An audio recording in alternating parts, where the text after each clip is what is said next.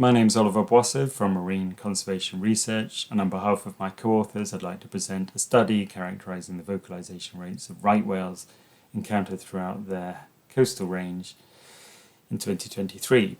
This is work funded by the International Fund for Animal Welfare and completed in conjunction with colleagues in the North East Fisheries Science Centre. I'm sure we can all agree on the need for expanded surveillance of right whales and their habitats, particularly in data-deficient areas such as the mid-Atlantic waters. With this in mind, we designed a series of transects to be surveyed by vessels, shown here on the right. Vessel-based surveys can provide standard visual effort, such as sightings information and photo ID, but also provide multiple ancillary outputs, such as the ability to run an acoustic survey to identify right whale calls and in turn characterize vocalization rates.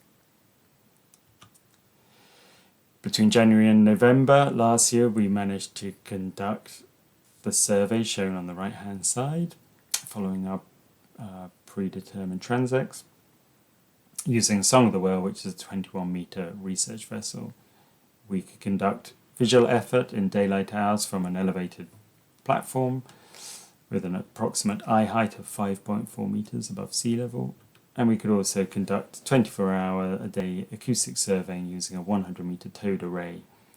We towed 3 elements 100 meters behind the vessel with a separation of 10 meters, and the system had an approximately flat response in the bandwidth of interest for right whale vocalizations.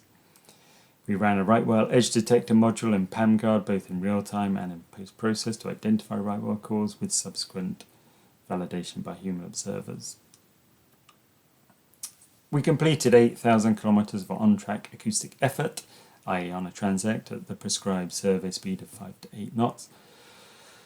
And we saw at least 32 whales in 9 discrete aggregations, and in addition we had 12 acoustic encounters with unseen aggregations of whales.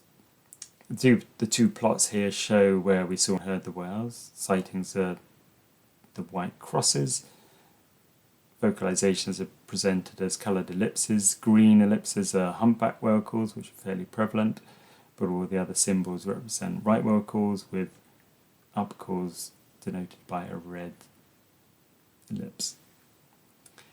We derived vocalization rate information for 14 of the encounters, and to do this we needed group size estimation. We could either get this from the sightings of the likely vocalizing animals, or we could derive estimates of whale position using bearing information.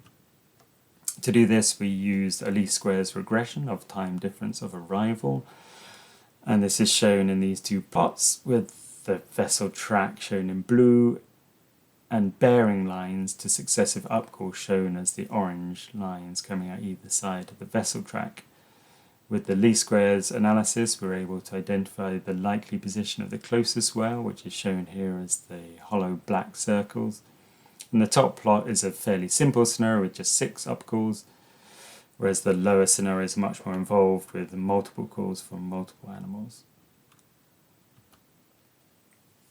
We estimated the mean vocalization rates as being 7 and 21 calls per whale per hour, whether we are using the sightings or acoustic information to derive estimates of group size.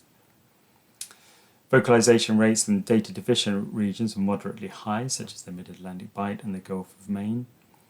Vocalization rates were lowest in the southeast calving grounds, which has been documented in other studies, and we found vocalization rates increased as we moved further north, particularly north of 39 degrees north, approximately near Delaware Bay, with high rates off New England of 7 to 90 calls per whale per hour. In summary, characterizing vocal rates can be useful to ground truth static recorders and slocum gliders, for which there may not be a corresponding confirmation of group size. It's worth mentioning that the only singleton we encountered produced gunshots rather than tonal calls, up calls, for example. But this whale, Nimbus, was entangled at the time and was undergoing a disentanglement operation, which may have affected that whale's vocal behaviour.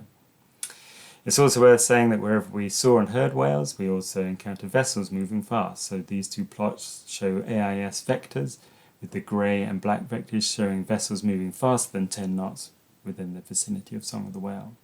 I'd just like to thank IFAW for funding this work, and to thank all of the names on this final slide for their help. Thank you for your time.